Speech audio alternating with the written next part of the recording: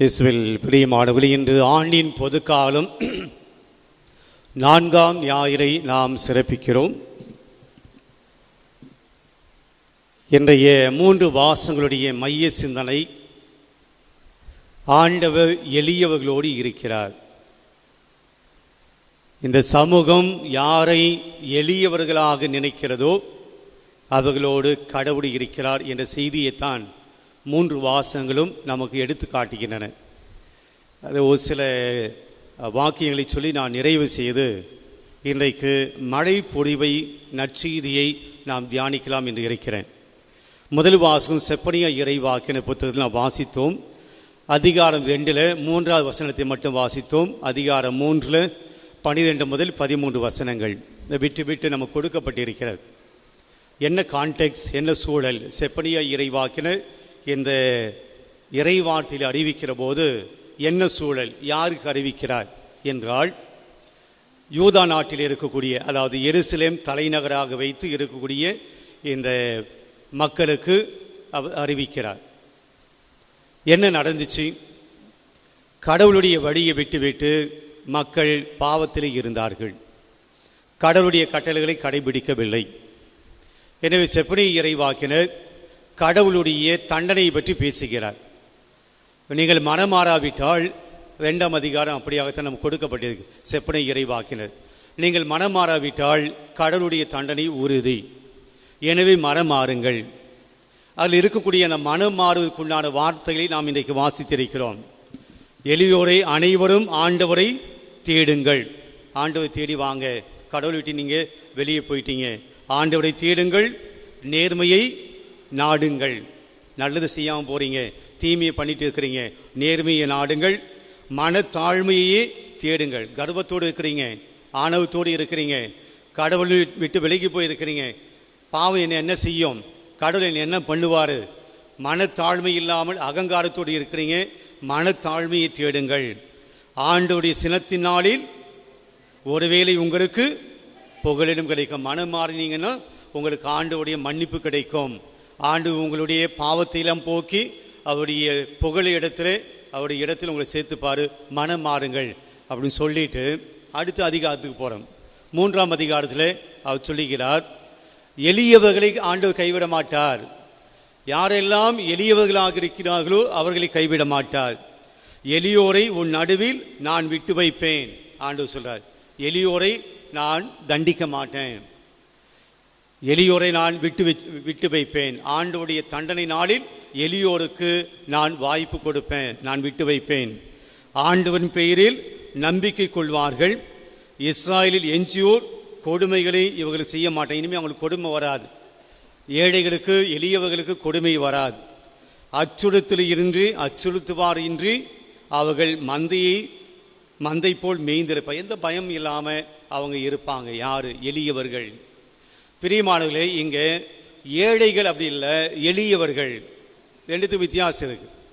எளியவர்கள் என்பது நம்முடைய உள்ளத்தை சார்ந்தது, ஏழை என்பது வெளியே இருக்கக்கூடிய நம்முடைய வருமானத்தை சார்ந்தது.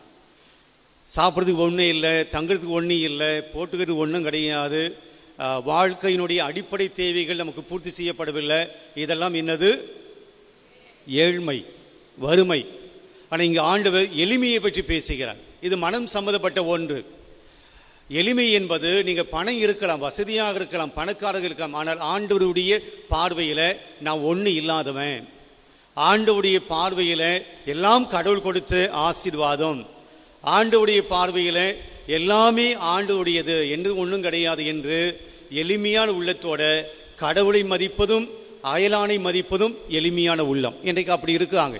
நிறைய செல்வந்தர்கள் ரொம்ப எளிமையாக இருக்கிறாங்க, ரொம்ப தாழ்ச்சியோடு இருக்கிறாங்க, ரொம்ப பணிவோடு இருக்கிறாங்க. அகங்காரம் பிடிக்காமல், ஆணவம் இல்லாமல், எல்லாம் கடவுள் கொடுத்தது, கடவுளுடைய ஆசீர்வாதத்தால் நான் இன்னைக்கு நல்லா இருக்கிறேன் என்று கடவுளை மையப்படுத்தி வாழக்கூடிய பணக்காரர்கள் இருக்கிறாங்க. அகங்காரம் பிடித்த ஏழைகளும் இருக்கிறார்கள், அகங்காரம் பிடித்த ஏழைகளும் இருக்கிறார்கள். ஆக ஏழைகள் எல்லாம் எளியவர்கள் அல்ல, செல்வந்தர்கள் எல்லாம் முரட்டுத்தனம் கொண்டவர்கள் ஆணவக்காரர்களும் அல்ல. அப்போ ஆண்டு எதை பற்றி பேசுகிறார்? எளிய உள்ளத்தை பற்றி பேசுகிறார். 2வது வாசகத்தில் நாம் பார்க்கிறோம், பவுலிடைய சொல்கிறார், கொரிந்து நாட்டு மக்களை பார்த்து சொல்கிறார், உங்களுள் வலியவர்கள் எத்தனை பேர், உங்களுள் ஞானிகள் எத்தனை பேர், உங்களில் உயர்குடி மக்கள் எத்தனை பேர். கொரிந்து நாடு என்பது மிக பணக்கார நாடு, வாணிபம் நிறைந்த ஒரு நாடு. அங்கே ஞானிகள் இருந்தாங்க, படித்தவங்க இருந்தாங்க, பணக்காரர்கள் இருந்தாங்க, உயர்குடி மக்கள் இருந்தாங்க. ஆனால் அவர் எல்லாரையும் ஆண்டவர் கிறிஸ்தவ மதத்துக்குள்ள வரல, ஆண்டவருடைய நற்செய்தியை அவங்க ஏற்றுக்கல. கொரிந்து நகரில் இருக்கக்கூடிய ஏழை எளியவர்கள் சாதாரண மக்கள் தான் பவுலடியாருடைய நற்செய்தியை ஏற்றுக்கிட்டாங்க, அப்போலோவனுடைய நற்செய்தியை ஏற்றுக்கிட்டாங்க, பேதுருடைய நற்செய்தியை ஏற்றுக்கிட்டாங்க. இப்போ பவுலடியை கேட்கிறார், உங்களில் இயேசு ஏற்றுக்கிட்டீங்களே, இதில் பணக்காரங்க எத்தனை பேர், இதில் உயர்ந்த குடிமக்கள் எத்தனை பேர், செல்வந்தர்கள் எத்தனை பேர், நல்ல ஞானிகள் எத்தனை பேர்? யாருமே கிடையாது இல்லையா? அப்போ ஆண்டவர், நீங்கள் செல்வராக இல்லாமல் இருந்தும், நீங்கள் பணக்காரர்களாக இல்லாமல் இருந்தும், நீங்கள் உயர்குடி மக்களாக இல்லாமல் இருந்தும், நீங்கள் ஞானிகளாக இல்லாமல் இருந்தும் கூட கடவுள் உங்களை தன்னுடைய மக்களாக ஏற்றுக்கொண்டார். அப்படின்னு என்ன சொல்ல வர்றாரு? கடவுள் எளிய மக்களை ஏற்றுக்கொள்கிறார். நீங்க பணக்காரர் இல்லை, அதனால் நீ கிறிஸ்தவன் ஆகக்கூடாது. நீங்க உயர்ந்த குடி மக்களாக இல்லை, அதனால் நீ தேவை கிடையாது அப்படின்னு கடவுள் யாரையும் அவருடைய பொருளாதாரத்தை பார்த்து, அவருடைய சமூக சூழ்நிலையை பார்த்து கடவுள் அவர்களை தேர்ந்து கொள்ளவில்லை. மாறாக நாம் எளியவர்களாக இருக்கிற போதே, நாம் உயர்ந்த குடி மக்களாக இல்லாமல் இருந்தாலும், நாம் ஞானிகளாக இல்லாமல் இருந்தாலும், நாம் செல்வர்களாக இல்லாமல் இருந்தாலும் கடவுள் நம்மை தேர்ந்து கொண்டார். எளியவர்களை ஆண்டவர் தேர்ந்து கொள்கிறார் என்று இன்றைய நற்செய்தி இன்றைய 2ஆம் வாசகத்தில் பவுலடியார் சொல்கிறார். இன்றைய நற்செய்தி வாசகத்தில் இந்த உலகம் எதெல்லாம் வேணாம் அப்படின்னு சொல்லுதோ, இந்த உலகம் இதெல்லாம் கடைபிடிக்க முடியாது, இதெல்லாம் வாழ்க்கைக்கு செட் ஆகாது, இந்த உலக வாழ்க்கைக்கு செட் ஆகாது என்று இதெல்லாம் இந்த உலகம் தள்ளி வைத்ததோ, அதையெல்லாம் ஆண்டு எடுத்து அவங்க தான் பேறு பெற்றவங்க, அவங்க தான் மகிழ்ச்சியாக இருக்க முடியும், அவங்க தான் நிறைவான வாழ்வை அடைய முடியும் என்று சொல்லி என்னை நற்செய்தி நமக்கு சொல்லு. ஆக ஒட்டுமொத்தமாக இன்றைய வாசகம் நமக்கு என்ன சொல்லுது அப்படின்னா, நாம் எளியவர்களாக இருக்கிற போது, நாம் எளிய மனம் கொண்டவர்களாக இருக்கிற போது ஆண்டவர் நம்மை ஒருபோதும் கைவிட மாட்டார். ஆண்டவர் நம்மை அன்பு செய்வது நாம் வைத்திருக்கிற பணத்தை பார்த்து அல்ல, ஆண்டவர் நம்மை அன்பு செய்வது நாம் எவ்வளவு படிச்சிருக்கிறோம் என்பதை பார்த்து அல்ல, ஆண்டவர் நம்மை அன்பு செய்வது நாம் எவ்வளவு பெரிய வீட்டில் இருக்கிறோம் என்பது பார்த்து அல்ல, ஆண்டவர் நம்மை அன்பு செய்வது நாம் எவ்வளவு நகை வச்சிருக்கிறோம் என்பதை பார்த்து அல்ல. ஆண்டவர் தன்னுடைய தூய அன்பினால் நாம் எல்லாரையுமே அன்பு செய்கிறார். நாம் அவருடைய அன்புக்கு உரியவர்களாக இருக்கிறோம் என்பது இன்றைய மைய செய்தி. நான் ஏற்கனவே சொன்னது போல, இன்றைக்கு மழைப்பொழிவை பற்றி நாம் யோசிப்போம். இது கொஞ்சம் கடினமான ஒரு பகுதியாக இருக்கிறது. காந்தியடிகள், மகாத்மா காந்தியடிகள் விவிலியத்தை படித்திருக்கிறார். படித்துவிட்டு அவர் சொல்லியிருக்கிறார், இந்த விவிலியத்திலேயே மிக மிக அற்புதமான ஒரு பகுதி, மிக மிக ஒரு வாழ்க்கைக்கு தேவையான ஒரு பகுதி என்னவென்றால் இந்த மழைப்பொழிவு என்று சொல்கிறார். சர்மன் ஆன் த மவுண்ட் என்று சொல்கிறார். காந்தியடிகள் சொல்லுகிறார், என்னை கவர்ந்த விவிலிய பகுதி இந்த மழைப்பொழிவு என்று சொல்லுகிறார். இன்னொரு அறிஞர் சொல்லுகிறார், ஒரு கிறிஸ்தவராக நான் இருக்கிறேன் என்று தைரியமாக யாரால் சொல்ல முடியும்? இப்போ நம்ம கூட சொல்லி நாங்களாம் கிறிஸ்தவங்க, ஆனால் அவர் சொல்லுகிறார், ஒரு கிறிஸ்தவர் என்று தைரியமாக யாரால் சொல்ல முடியும் என்றால், பழைய ஏற்பாட்டில் இருக்கக்கூடிய 10 கட்டளையும் புதிய ஏற்பாட்டில் இருக்கக்கூடிய 8 கட்டளையும் கடைபிடித்தால் போதும் என்று சொல்லுகிறார். பழைய ஏற்பாட்டில் இருக்கக்கூடிய 10 கட்டளை நமக்கு தெரியும், புதிய ஏற்பாட்டில் இருக்கக்கூடிய 8 கட்டளை எது? அதான் மழைப்பொழிவு. 8 கட்டளைகள் நமக்கு கொடுத்திருக்கிறார். இந்த 10ம் இந்த 8ம் யார் ஒருவர் கடைபிடிக்கிறாரோ அவர் உண்மையான கிறிஸ்தவர் என்று மார்த்தட்டி சொல்லிக்கொள்ள முடியும். நமக்கு 10 கட்டளையே கஷ்டம்தான் இல்லைங்களா? அப்படிங்க இந்த 8 கட்டளைக்கு வர்றது. பிரியமானவர்களே, 10 கட்டளை விட இந்த 8 கட்டளைகள் மிகவும் கடினமானவையாக இருக்கின்றன. படிக்கிற போது நமக்கு அப்படி தெரியல. எனவே நாம் ஒவ்வொன்றாக போவோம். அதுக்கு முன்பாக இந்த பீஆட்டிட்யூட் என்று ஆங்கிலத்தை சொல்வார்கள்.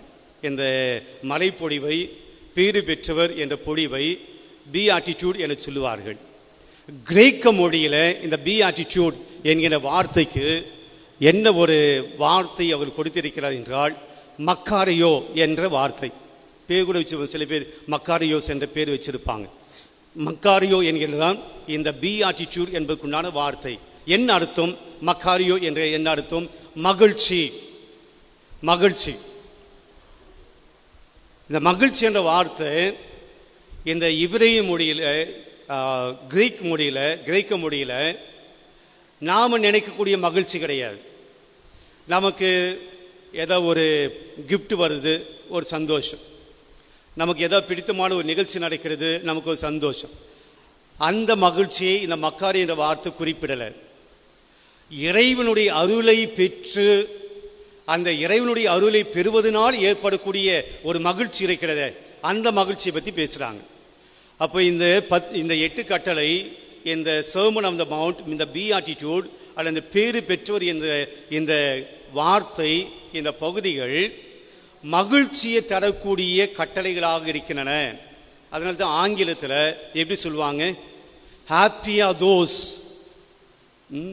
ஹாப்பியா தோஸ் அப்படிதான் சொல்லுவாங்க. பேறு பெற்றவர் அப்படின்னு நம்ம சொல்றோம் தமிழில். அந்த வார்த்தைக்கு ஆங்கிலத்தில் ஹாப்பி, கிரேக்க வார்த்தையில் கடவுள் தரக்கூடிய அருளை பெற்றவர்கள், ஆசீர்வாதத்தை பெற்றவர்கள்.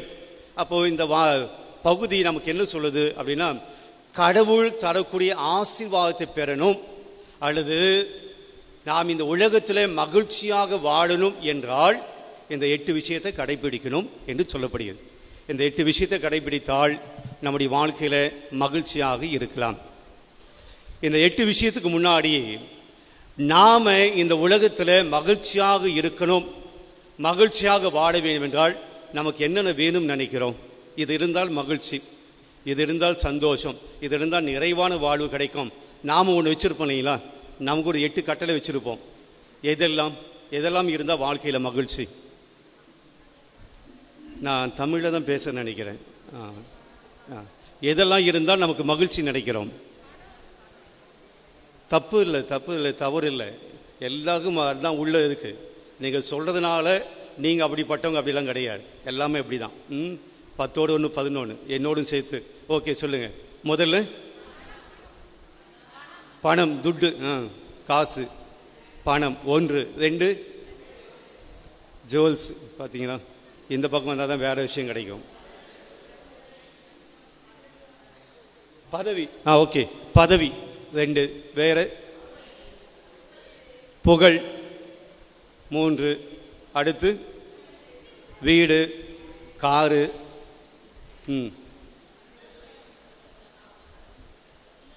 சொல்லுங்க ஜான்சன், ஏதோ சொல்றீங்க. புடவை.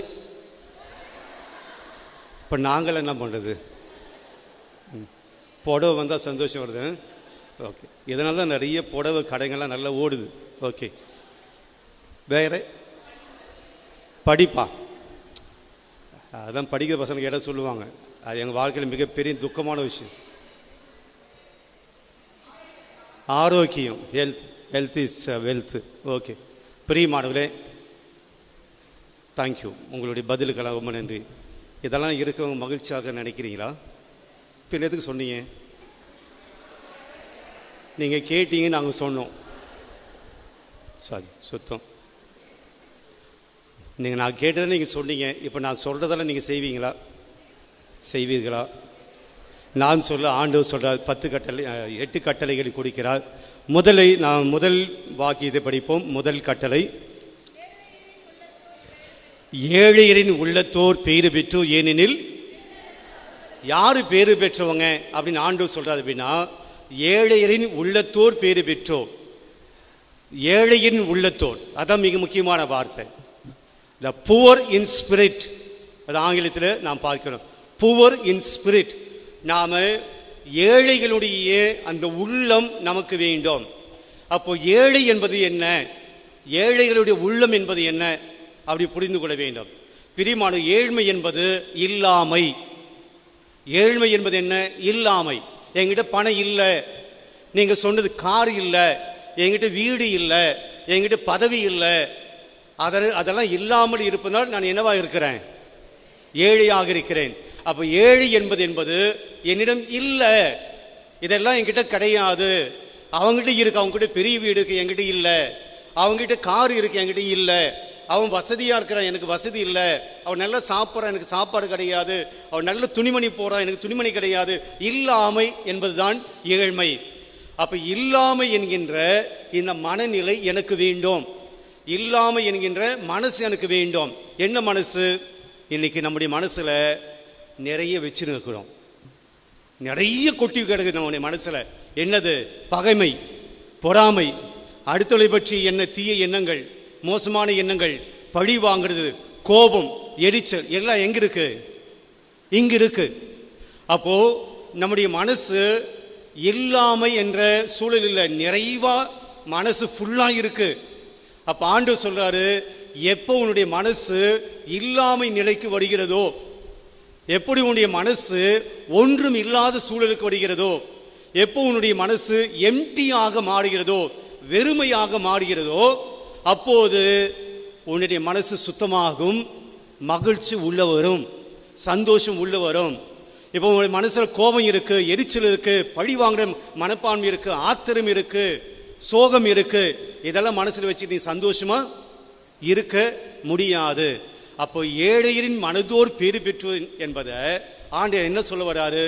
எப்போ நம்முடைய மனசுக்குள் இருக்கக்கூடிய ஆசைகள், பொறாமைகள், சினம், கோபம், எரிச்சல் இவையெல்லாம் நம்முடைய மனசு விட்டு தூக்கி போட்டுட்டு வெறுமையான ஒரு மனசு இருக்கிறதோ, அந்த மனசுல என்ன இருக்கோ, என்ன வரும்? ஒன்றும் வராது. நீங்க என்ன வரும்? மகிழ்ச்சி வரும். எங்க எடுத்துக்காட்டு, யார் மேலே எனக்கு கோபம் இல்லைங்க, அப்போ எனக்கு மனசுல எப்படி இருக்கும்? யார் மேலே எனக்கு எரிச்சலே கிடையாதுங்க, யார் மேலே பழி வாங்கின எண்ணமே கிடையாதுங்க, என் மனசு எப்படி இருக்கும்? சந்தோஷமா இருக்கும். அப்போ மனசுக்குள்ள எல்லாத்தையும் போட்டு வச்சுக்கிட்டு ஒவ்வொருத்தையும் பார்க்கும்போது இது அது இது இப்படி வரும்போது என்ன இருக்கும்? மனசு வெறுமையாக்குங்க. Empty yourself, empty your heart, empty your thinking. தெளிவான பார்வையாக இருங்க. ஒன்றும் இல்லாமல் மனசை வச்சுக்கிங்க. கோபதாவங்க எல்லாம் இல்லாமல் மனசை தூய்மையாக வச்சுங்க, எளிமையாக வச்சுக்கிங்க, எம்டியாக வச்சுக்குங்க. ஏழையின் மனதோர் பேறு பெற்றோர், அவங்களுக்கு விண்ணரசு கிடைக்கும். அப்போது சந்தோஷமாக இருப்பதுக்கு முதல் விஷயம் என்னன்னா, நம்முடைய மனசு எப்படி இருக்கணும்? கடினமாகணுமா? வெறுமையாக இருக்க வேண்டும். ஒன்று. ரெண்டாவது வாக்கியம், துயர் உருவோர் பேறு பெற்றோர், துன்பப்படுவோர் பேறு பெற்றோர். என்னங்க ஏசு கான்ட்ரடிக்ஷனாக பேசுறாரு. எப்போ துயர் படுகிற போது சந்தோஷமா இருக்க முடியும்? ஹாப்பியா தோஸ் அப்படின்னு சொல்றாரு. அவங்க எப்படி? துயர் உருவோர் பேறு பெற்றோர், துன்பப்படுகிறவர்கள் பேறு பெற்றவர்கள், துன்பப்படுகிறவர்கள் மகிழ்ச்சியா இருப்பாங்க. கான்ட்ரடிக்ஷனாக இருக்கு இல்லையா? எதிர் பதமாக இருக்கு. துன்பம் மகிழ்ச்சி. துன்பமாகும் போது துன்பமாக தான் இருக்க முடியும், துன்பம் வரும்போது துன்பமாக தான் இருக்க முடியும். எப்படி மகிழ்ச்சியாக இருக்க முடியும்? பிரியமானவர்களே, இன்னைக்கு நம்முடைய வாழ்க்கையில நிறைய விஷயங்களுக்கு நாம் வருத்தப்படுகிறோம், துன்பப்படுகிறோம், கவலைப்படுகிறோம். இது கூட கேட்டு பார்க்கலாமே. எதுக்கெல்லாம் வருத்தப்படுறீங்க, துன்பப்படுறீங்க, எதுக்கெல்லாம் கவலைப்படுறீங்க? நாங்கள் எதுக்கோ படுறோம், அதெல்லாம் உங்கள்கிட்ட சொல்ல முடியுமா? சொன்ன நான் தீத்துரா போறீங்க.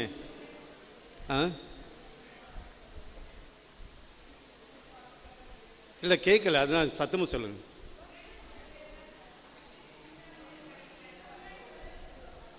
முன்னாடி இது இல்லைன்னா இதெல்லாம் வருத்தப்படுவோம். ஓகே, முன்னாடி என்ன சொன்னீங்க அதெல்லாம் இல்லைன்னா எங்களுக்கு வருத்தம். வெரி குட், நல்ல பாயிண்ட். பிரியமானவர்களே, நாம் பல விஷயங்களுக்கு வருத்தப்படுகிறோம். நினைச்சு நடக்கல, இப்படி பேசிட்டாங்க, அப்படி பேசிட்டாங்க, காயப்படுத்திட்டாங்க, அவமானப்படுத்திட்டாங்க, நமக்கு கொடுக்க வேண்டிய முக்கியத்துவம் கொடுக்கல, நமக்கு கொடுக்க வேண்டிய பணம் வரல, நமக்கு இதெல்லாம் வருத்தத்தை ஏற்படுத்துகிறது. ஆண்டவர் அந்த வருத்தத்தை சொன்னாரா? வருத்தப்படுகிறவர்கள், துன்பப்படுகிறவர்கள் பேறு பெற்றவர்கள் கிடையாது. அது உலகத்தை பத்தி பேசல, நாம நினைக்கிறத பத்தி பேசல. ஆண்டவர் சொல்கிறார், யார் ஒருவன் தான் செய்த பாவங்களை நினைத்து வருத்தப்படுகிறானோ அவன் பேறு பெற்றவன். யார் ஒருவன் தான் செய்த பாவங்களை நினைத்து பாவ வாழ்க்கை வாழ்ந்து கொண்டு இருக்கிறேனே, என்னுடைய பாவத்தில் நான் விட்டு வெளியே வர முடியலையே, இப்படிப்பட்ட ஒரு மோசமான ஒரு வாழ்க்கை வாழ்கிறேனே என்று தன்னுடைய பாவங்களை நினைத்து யார் ஒருவன் வருத்தப்படுகிறானோ அவன் பேறு பெற்றவன். அவனுக்கு மகிழ்ச்சி உண்டாகும். எப்படி மகிழ்ச்சி உண்டாகும்? யார் ஒருத்தன் நாம் பாவத்தில் இருக்கிற அப்படி ஃபீல் பண்றானோ அவன்தான் பாவத்தை விட்டு வெளியே வர முடியும்.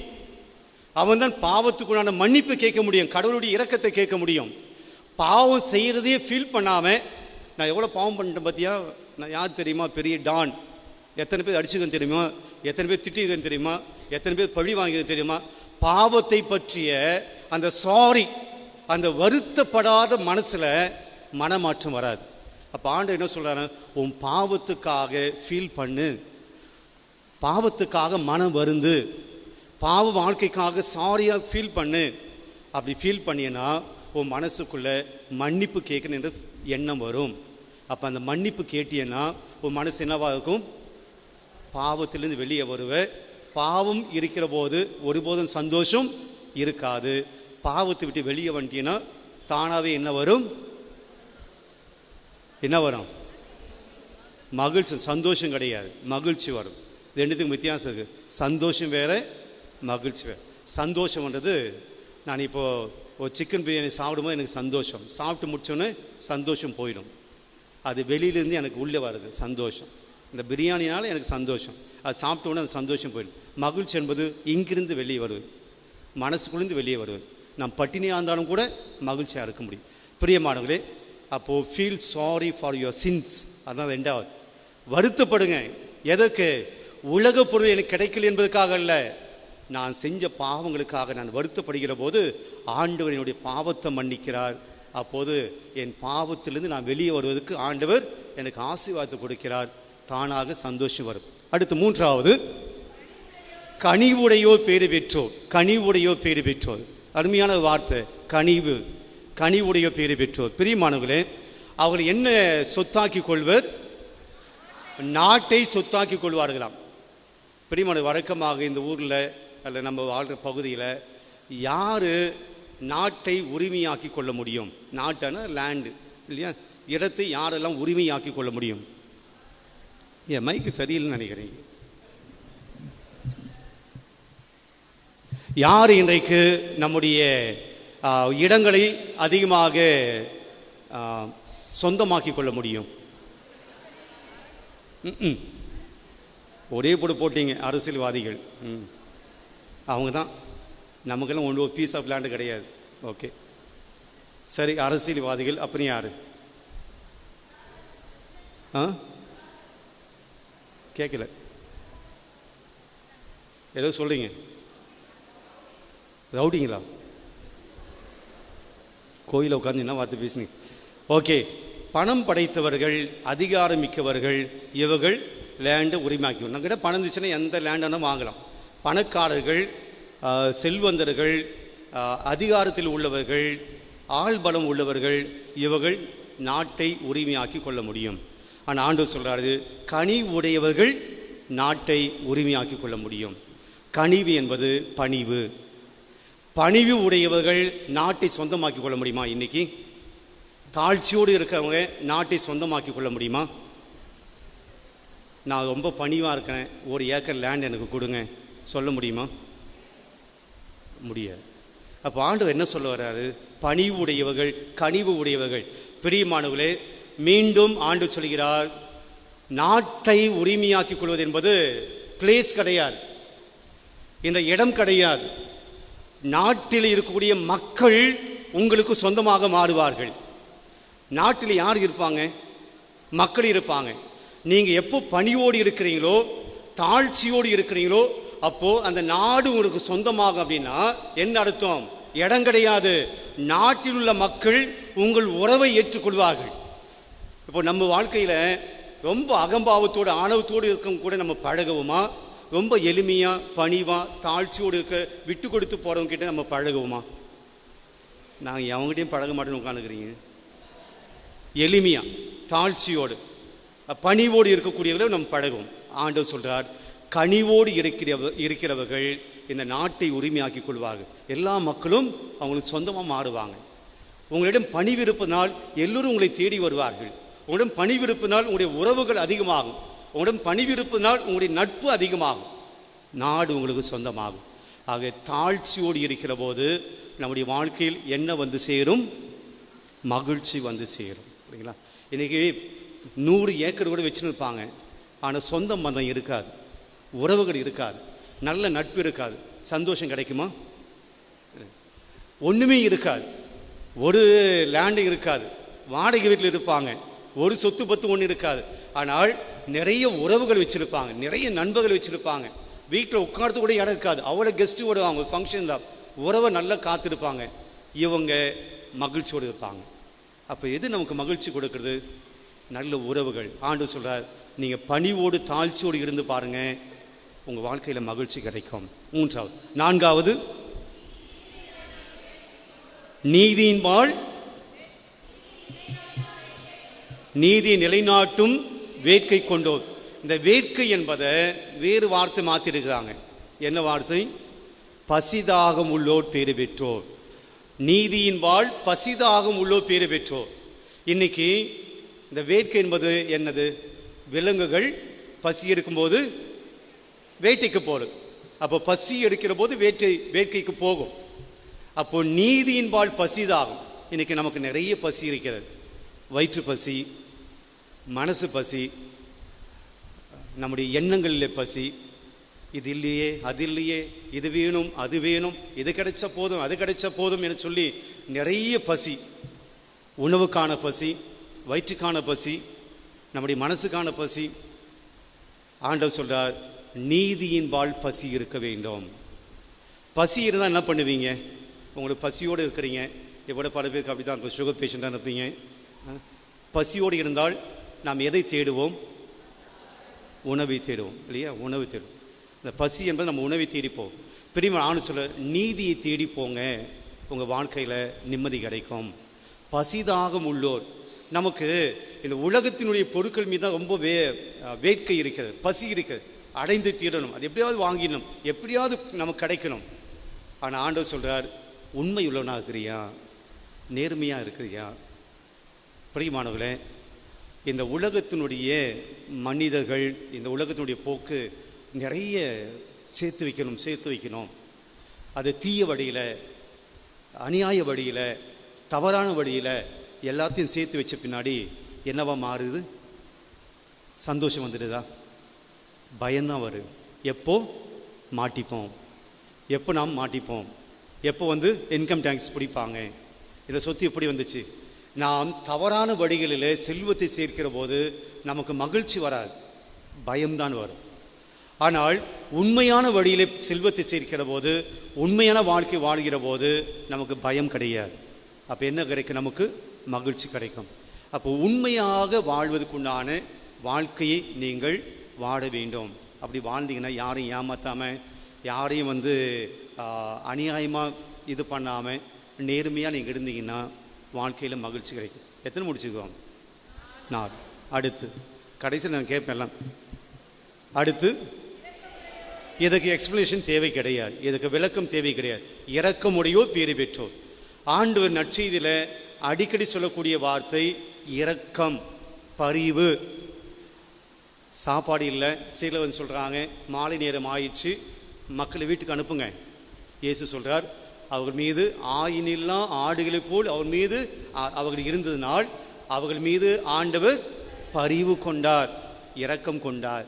பிரியமானவர்களே, யார் இரக்கம் உள்ளவர்களாக இருக்கிறார்களோ, யார் பரிவு உள்ளவர்களாக இருக்கிறார்களோ, அவர்கள் எப்போதுமே ஆண்டவருக்கு உகந்தவர்களாக இருப்பார்கள், அடுத்தவர்களுக்கு பிடித்தமானவர்களாக இருப்பார்கள். உதவி செய்யணும். இரக்கமுடையோ பேறு பெற்றோர். கம்பேஷன். அடுத்தவுடைய கஷ்டத்தை புரிஞ்சுக்கிட்டு யார் ஒருத்தர் உதவி பண்ண போகிறாங்களோ அதில் ஒரு இன்பம். அன்னை தெரேசா மகிழ்ச்சியாக வாழ்ந்த ஒரு பெண்மணி. பிரான்சிஸ், மரித்த பிரான்சிஸ் மகிழ்ச்சியாக இருந்த ஒரு பெண். ஏன்னா அவங்களாம் எலிகள் மீது ரொம்ப கம்பேஷனாக இருந்தாங்க. சுயநலவாதிகள் மகிழ்ச்சியாக இருக்க முடியாது. அவங்க எப்பவுமே எப்படி அபகரிக்கலாம், எதை பிடுங்கலாம், எதை சேகரிக்கலாம், அந்த எண்ணத்தை தான் இருப்பாங்களுடைய மகிழ்ச்சி கிடைக்காது.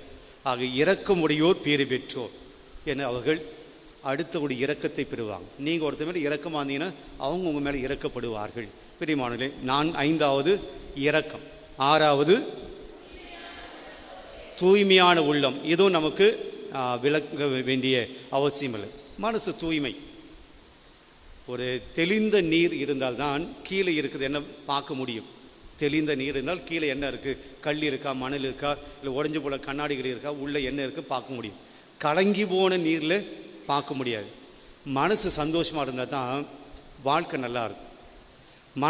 மனசு தெளிவாக இருந்துச்சுன்னா வாழ்க்கை தெளிவாக இருக்கும்.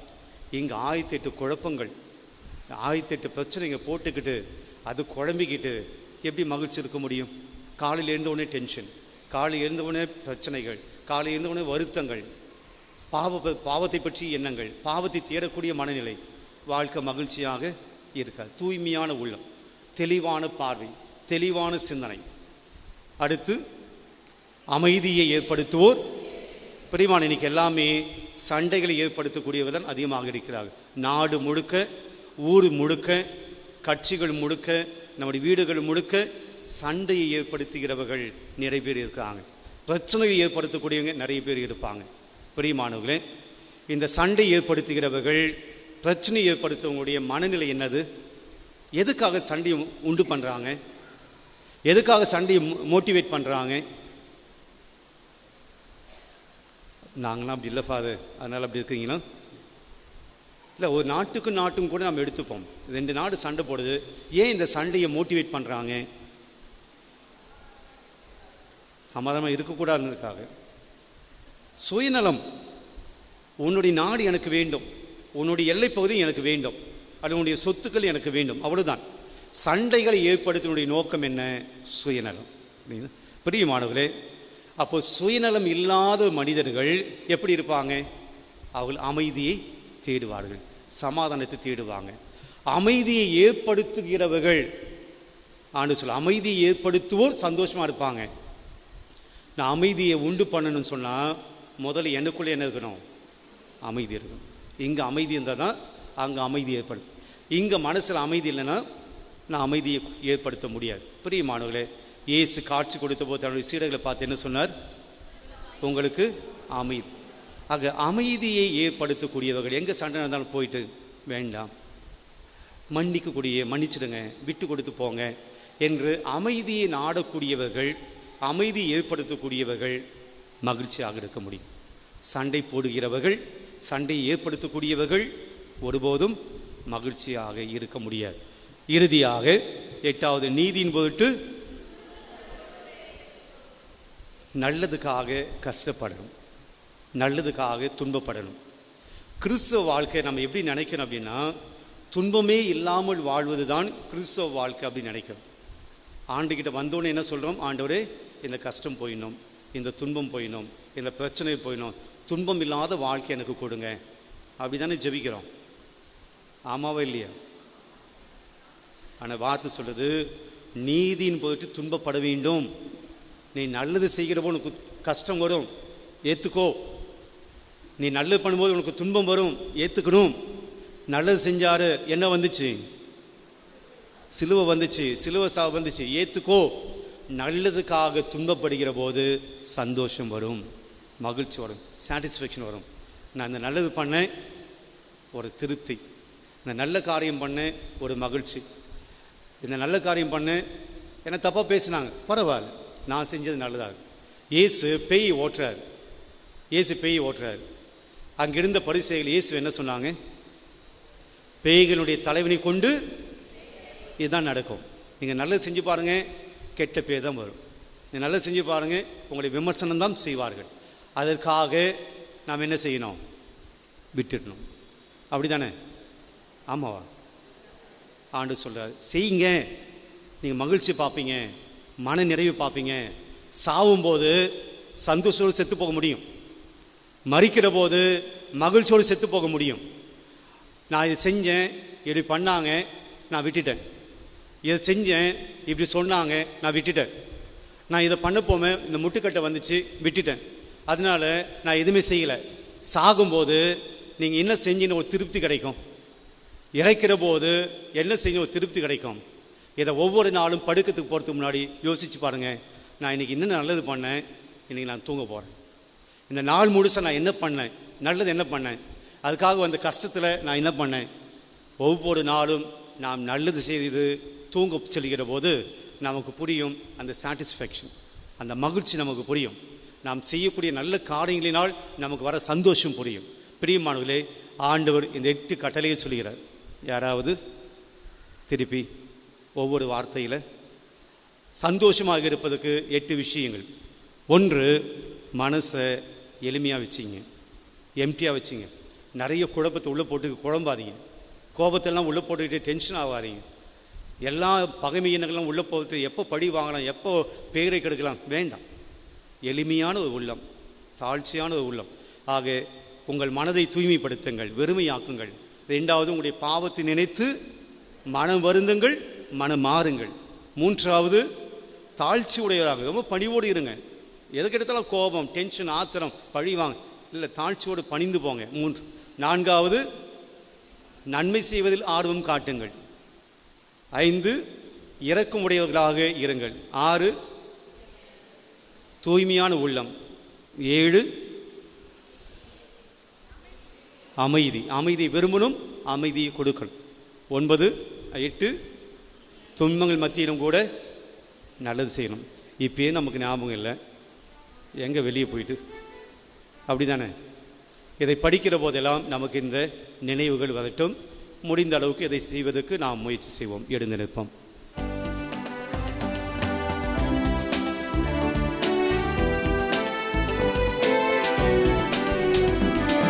விண்ணையும் மண்ணையும் படை